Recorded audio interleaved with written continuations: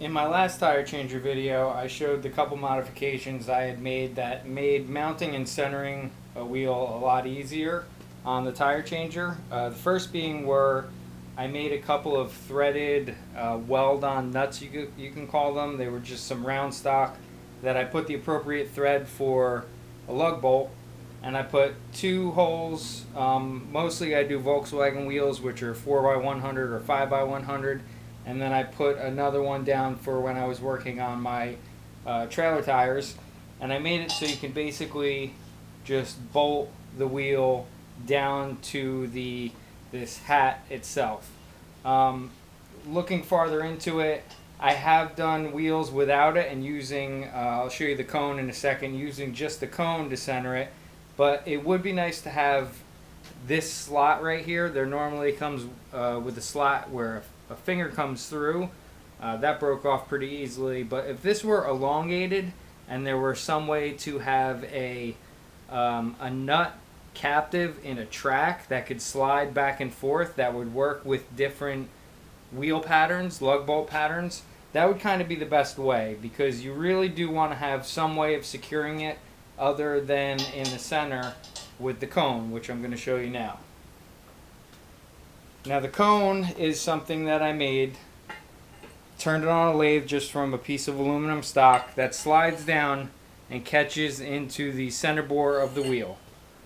It's just a piece of aluminum bored out to the appropriate center hole, and then the taper fits right into the center.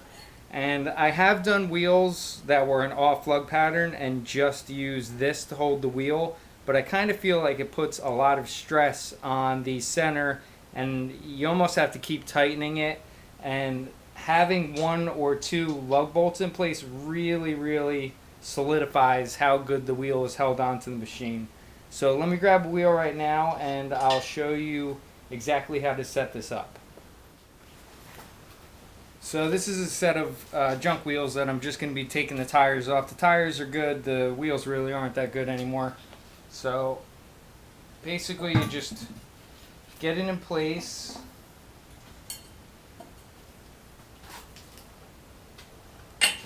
This will center the wheel, and then what you do is, okay, there's one right there.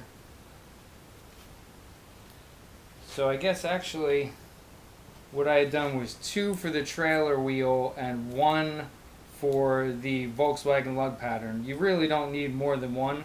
The trailer wheel was a flat steel wheel, so there was really no way to make the cone center it because it was too shallow in there. So you get that set up, drop in a lug,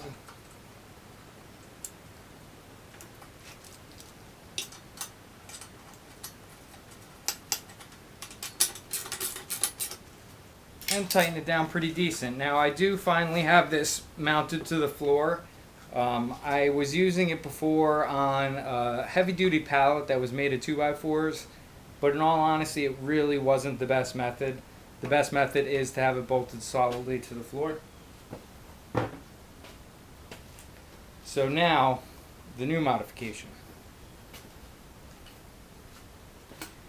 Basically I made myself a setup that will hold a duckbill from a real tire machine.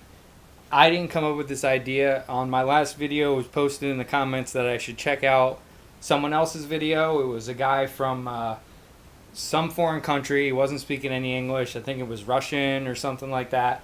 And he had a similar setup. That led me to do some searching, and I found another guy in France. He was speaking either France or Canada. He was speaking French. I couldn't really understand what he was talking about, but I did get the whole concept of what he was doing. So this will go on top, and basically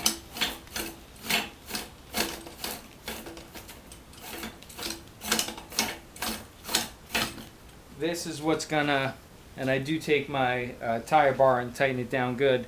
This is gonna provide me a way to rotate the duckbill around the wheel, whereas with the tire machines you're rotating the wheel and tire around the duckbill. Basically what it is some stock that fits over top of the center with a couple of needle bearings on the top and bottom, and some brass bushings that I made to kind of take up the side-to-side wiggle. I did have to make a custom little collar to fit around the welds where I had welded a big flat washer. You can go back to my first video and see where I talk about that washer that makes this sit flat against the top of the cone. And then on top is just a lock collar. So once that's tightened down, you now have the ability to swing around. Here I took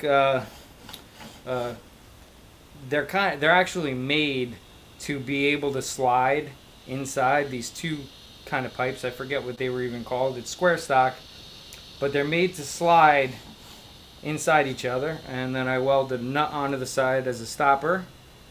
And then this is just a piece of round stock that is diagonally bolted through so that I can kind of hold it tight into the corner rather than have just really a wider round stock and just a little bit of grab.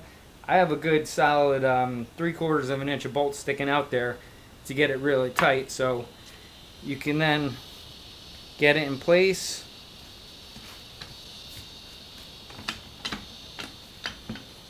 Tighten that down, and I do tighten them with a wrench, and then tighten that down, and now it's essentially working like a regular tire machine would.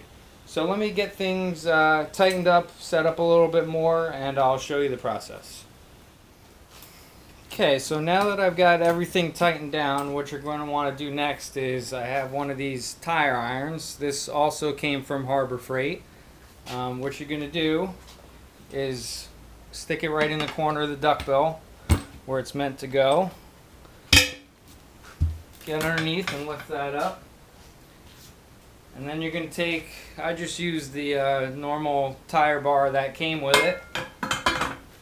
Wrap it around there. Once you start to get it started, you could remove the tire iron. And then it's as easy as just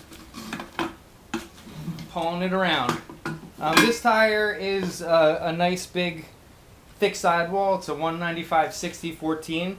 I have managed to do a 225/40/18 on this setup. Getting it off really isn't so much of a problem. Putting it back on is a bit tougher. I'm going to show you that in a little bit. So now what we're going to do is get that bottom bead off. Basically the same deal. You're going to you want to have this side of the tire up so that it's in the drop center of the wheel. Hook underneath, lift that right there. Once it gets started, you could remove your tire iron, and that's it.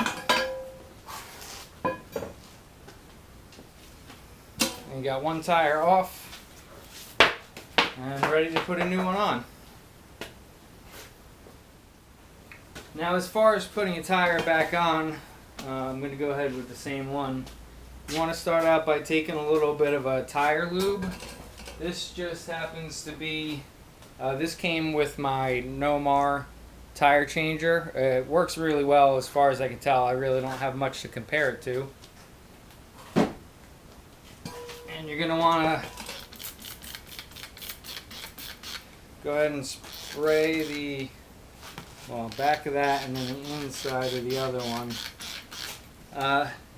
Now, so I've seen a couple different ways. Some people will go ahead and use the bar and the duckbill to get the first lip on, but with these wider profiles, you can actually usually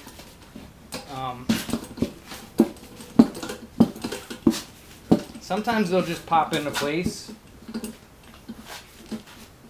Well, it's not, so let's go ahead and do it the right way. You're going to want to go ahead and get it on the edge slightly under the duckbill. It's harder to show on the bottom. I'll try to show it on the top. And then I'll pop it into place. So now, give it a little more tire lube. This is pretty much how you want to have it set up. You want to have the part that you use to lever underneath, and then the other hump, it's going to be facing up top. With a lower profile tire, I had to do it with 2 people, or you can buy one of these rim clamps. This is actually my first time using it, so I'm going to just clamp it on right there. And what the purpose of this is, it's going to keep this side in the drop center as you're working around this side. Whereas if not, you kind of need one person to be holding down on the wheel on one side while the other person is turning the bar. And if you're working by yourself, it's just kind of not possible. So let's give this a try.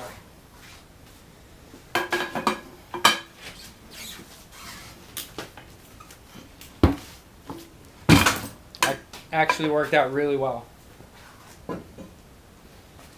This is something I ended up buying on Amazon. I'll put a link in the description for this thing. And then that's it. You're set. Your tire's on. Loosen everything back up.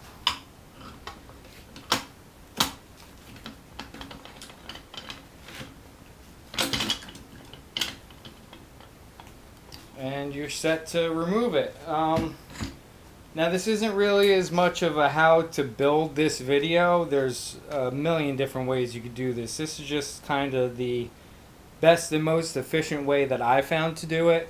There are guys that are not even using any bearings. Some of the other videos, they're just having pipes that one slips over the other.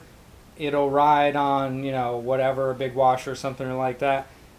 I just kind of felt like doing it with a little bit of overkill and making it with bearings. And I do have a lathe, so I was able to make these brass bushings and mill out these grooves for the welded spot down here. So yeah, basically that's really all there is to it. So I did go ahead and break the beads on all of these beforehand to make it a little easier. I have modified my Harbor Freight bead breaker to make that a lot easier to use. I'm going to make a full-length video on that, but for now I'll just show you a quick clip on how that is set up.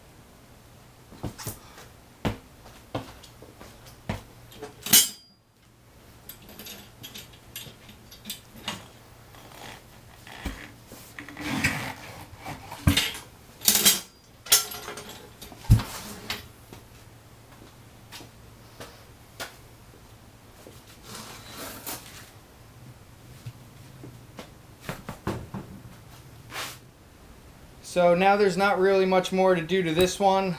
It does work good for what I need it. Honestly, if anything else needs to be done, I'm just going to go ahead and buy a real tire changer. They are getting more affordable. Now that I have that rim clamp, it's making it a lot easier to do by myself. I was kind of frustrated before with the low profile 18, but now that I know how well that works, you could even use 2 rim clamps to get a little more hold down.